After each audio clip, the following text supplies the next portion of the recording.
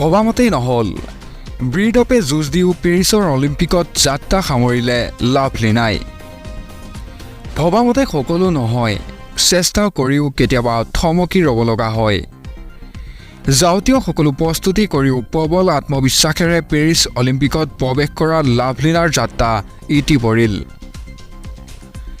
দেওবাৰে কোৱাৰ্টাৰ ফাইনেলত চীনৰ লি কিয়ানৰ বিৰুদ্ধে পৰাজয়বৰণ কৰিলে অসমৰ কন্যা লাভলিনা বৰগোহাঁই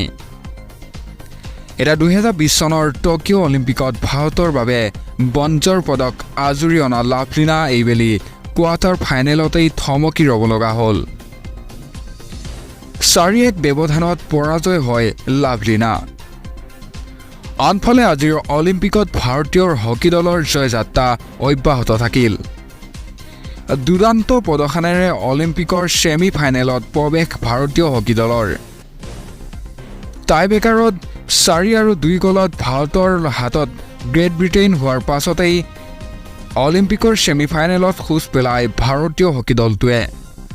তেওঁলোকলৈ শুভেচ্ছা জনাইছো আমাৰ চেনেলৰ তৰফৰ পৰা